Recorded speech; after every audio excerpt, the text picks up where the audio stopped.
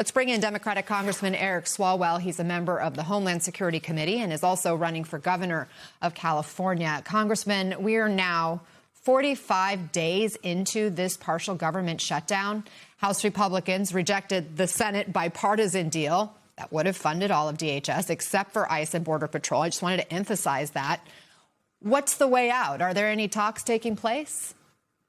I think the Senate showed us the way out, which is fund the priorities of the American people, particularly TSA, keep Americans moving through those airport security lines, and to not fund ICE or Border Patrol. And as I talk to Californians up and down the state, what I hear is they don't want any more public executions. They don't want to see our neighbors running through the streets and the factories and fields where they work. They don't want to see any more raids, knocking down doors without a warrant. They want to see an end to that. The Senate was able to do that and still fund TSA.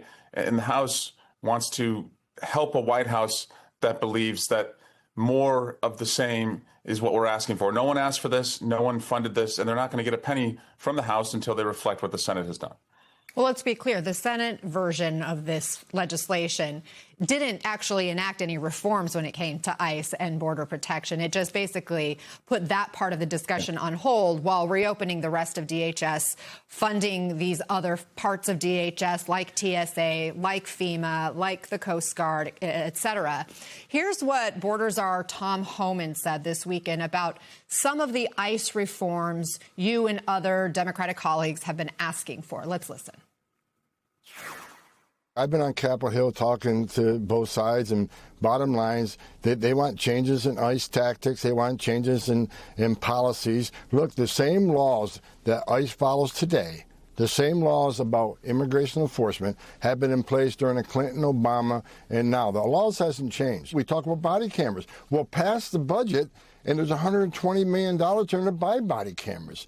They want to talk about sensitive location and enforcement at sensitive locations, but they can't point to one instance, not one, where we've arrested anybody in a church or anybody inside of a hospital. There has been no issues like that. Congressman, what do you say to that? Well, I would tell him about a 6-year-old boy named Joseph from Hayward, California, not too far from where I'm sitting right now. A couple weeks ago, Joseph and his sibling and his mother were arrested, and his mom told ICE that Joseph had hearing devices that he needed to go with him. They wouldn't allow the devices to go with him. They deported Joseph and his sibling to Colombia, and my staff had to take a week later those assistive hearing devices to Colombia with Joseph and his family. That's the cruelty that we're seeing from ICE. This White House thinks that they can fund public executions and then create chaos at our airports, having people wait millions of hours in line, and that we're going to forget. We're not going to forget.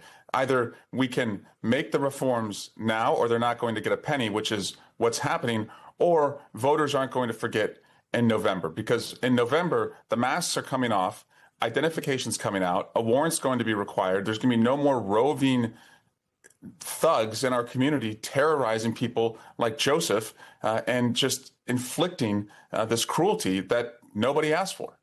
So at this point, it doesn't sound like there's any negotiation really happening that could move this ball forward. We'll wait and see what happens now between these leaders who are trying to work out a deal. But I want to turn to some new reporting, specifically involving you, Congressman. MS Now confirms reporting from the New York Times and the Washington Post that FBI Director Kash Patel is pressing to release a decade-old investigation file involving you and a suspected Chinese intelligence operative. Now, this woman is named Christine Fang, and according to the Post, helped with some fundraising of your 2014 election campaign.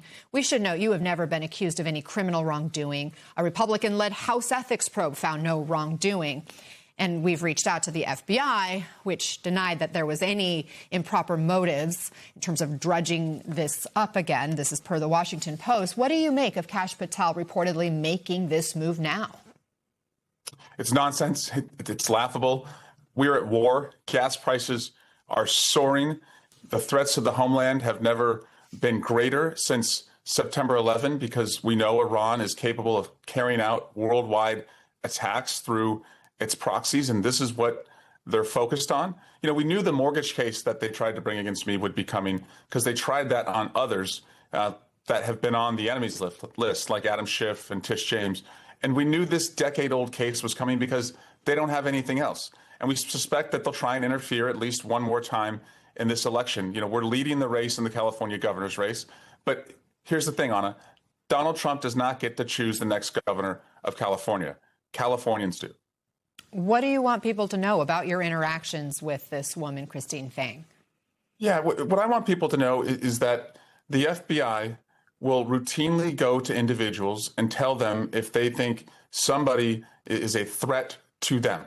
That's what happened here. And for a long time, we worked to help them. And I want to thank the men and women at the FBI who have come forward, alarmed, concerned that Kash Patel would try and weaponize this in any other way than what it's always been characterized as, which is helping.